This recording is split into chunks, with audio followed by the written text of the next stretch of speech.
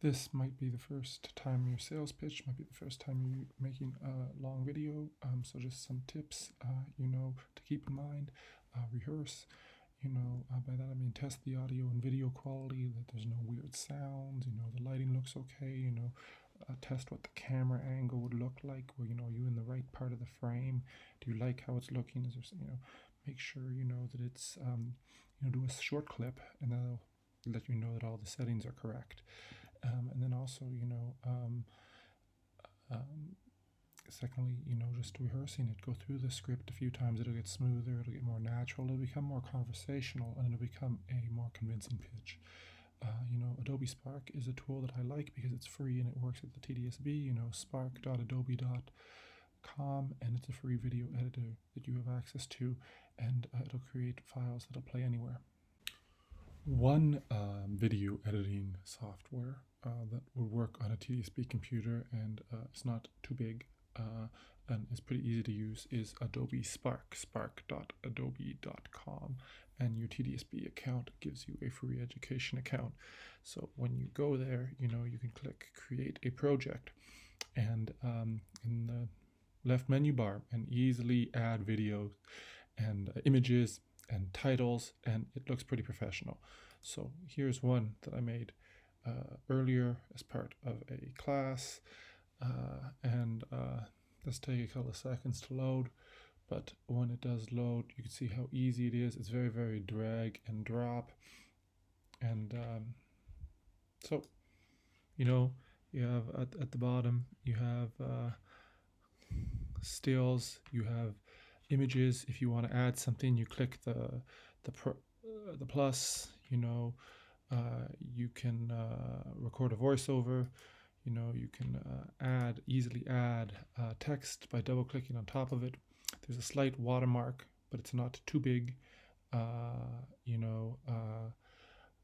You can have a layout. If you wanted some captions to say what you were talking about, to highlight something important, you could do that.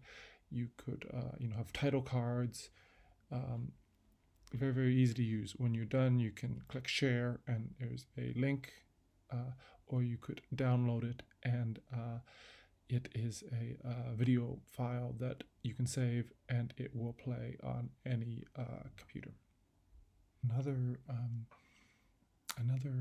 thing that I think would help your sales pitch is feedback from other people in the class, or maybe people who don't take the class, if they should be able to understand what you're talking about if you have a very clear pitch. And you could share a video of your rehearsal, just something filmed on your phone, easily send that, or consider practicing in front of an audience. It might, you might get some cues about your delivery, how you could speak a little more smoothly and more engaging, make it a little better for everyone to hear. So it's okay to rehearse and get some comments, or even maybe after you're done, send it around to see if there's any areas of improvement. So how do we give helpful feedback? Well, make sure you address specific elements of the pitch. It's like, hey, your tone of voice is hard to hear, or you're speaking too quickly. Could you slow down 10%? It should be something concrete. I think there are too many details here and it loses interest. Could you stick to the point? And, make sure that it's non-judgmental. We're not criticizing the person. We're just saying, hey, what would make this pitch even better? When you're done and you're ready to share it and you're ready to upload it, consider putting it on YouTube.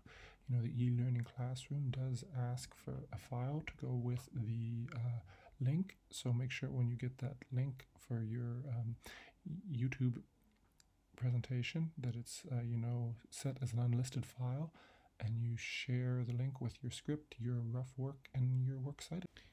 Record your video and consider uploading it to YouTube. You don't want to send large 50 megabyte files to people. You don't want to have to reduce the quality to the point where it's very, very sketchy and hard to see. And that it'll play, right? You don't know always if a file will play or it'll be properly downloaded. So YouTube, will play on a phone, on a tablet, on a computer. So when you are in YouTube, there's a little camera in the top right. You get a free account with your TDSB account, or you can use your personal one. Click Create, Upload Video. Select the file that you want. And it uploads pretty quickly, and it processes as you're doing this.